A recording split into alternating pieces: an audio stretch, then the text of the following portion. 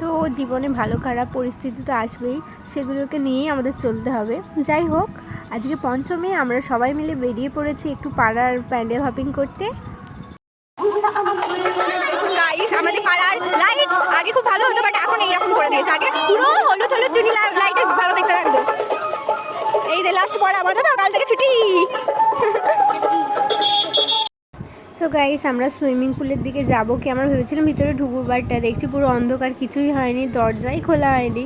তো I think কাল থেকে খুলে যাবে, তো তাই জন্য ভাবলাম ছাড়ো ওটা ছেড়ে দাও, পাশে ঠাকুরটাই দেখে আসি। লাইটস কেমন লাগে বাবা? ভালো লাগে মাম্মা? এটা আমার মাম্মার ফার্স্ট দুর্গা পূজা।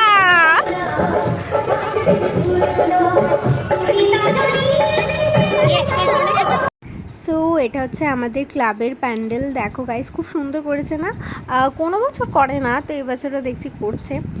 তো এই যে ঠাকুর এখনও ভালো করে দেখো ঠিকঠাক জায়গায় রাখাই হয়নি। কার্তিক ঠাকুর এখানে একা দাঁড়িয়ে আছে, আর দুর্গা মার তো মুখই ঢাকা পড়ে গেছে। যাই হোক, কাজ তো চলছেই, আশা করি আজকের মধ্যেই হয়ে যাবে। আসলে আমাদের এদিকে না মানে পঞ্চমী ষষ্ঠী অতটাও ঠাকুর তৈরিও পুরোপুরি কমপ্লিট হয় না, বা আদার্স কোনো কাজও হয় না। তো এখন আপাতত সব জায়গায় যেহেতু খুলে দিচ্ছে মহালয়ার পরদিন থেকে, তো তাই জন্য আমাদের এখানেও দেখছি তাই খুলে দিচ্ছে আস্তে আস্তে। যেমন সুইমিং পুলটা এখনও হয়নি, ওটা অবশ্যই কাল পরশুর মধ্যে হয়ে যাবে।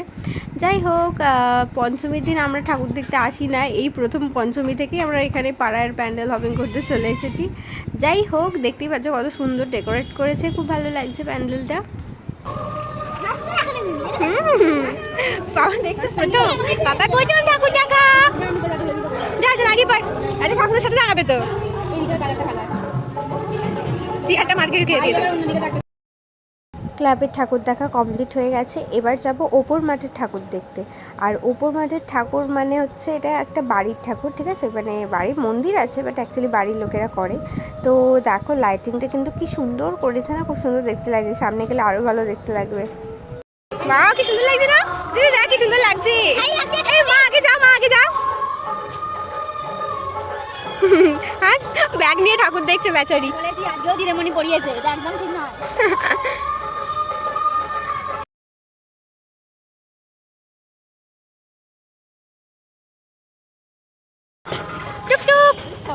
যাবে না ঠাকুর দেখবে না? দেখবে না তুমি?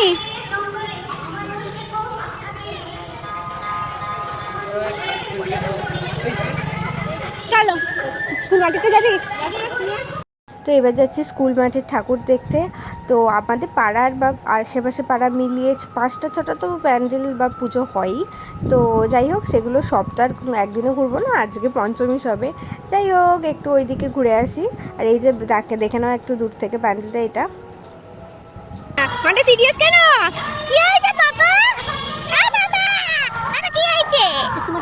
যাবে যাবে, তুই যাবে বাবা? আর টুকটুক, হ্যাঁ যাবো না মানে? চল চল, নিয়ে যা, নিয়ে যা আমাকে, নিয়ে যা। এটা হচ্ছে স্কুল মাঠের ঠাকুর, বাট এখনো হ্যাঁ ওই তো খুলে দিয়েছে তো। তুই তো রোজ দেখতে পাচ্ছিস। এই যে আমাদের স্কুল। সো গাইস, এটা হচ্ছে আমাদের স্কুল। আমাদের ছোটোবেলাটা এখানেই কেটেছে বলতে গেলে। ছোটোবেলা কেন, ছোটো থেকে বড় হওয়া এখানেই।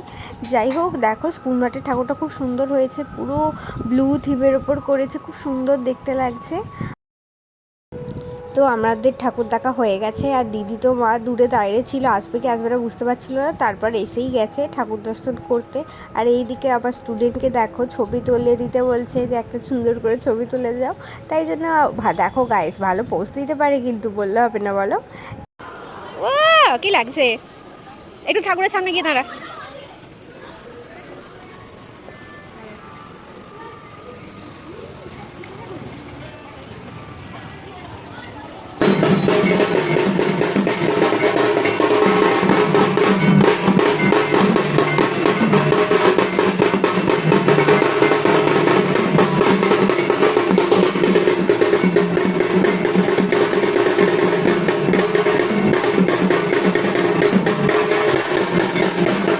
দেখতে বেরিয়েছে ও।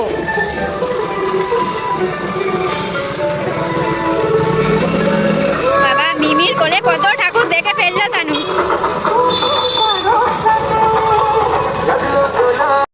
স্কুল মাঠের ঠাকুর দেখা কমপ্লিট। এবার যাচ্ছি মহিষাতলা, এটা হচ্ছে কাছেই একদম। দেখো এই যে সাদা বাদিকে ছিল যেটা, ওটাই হচ্ছে আমাদের স্কুলের পিছুর দিকটা করে।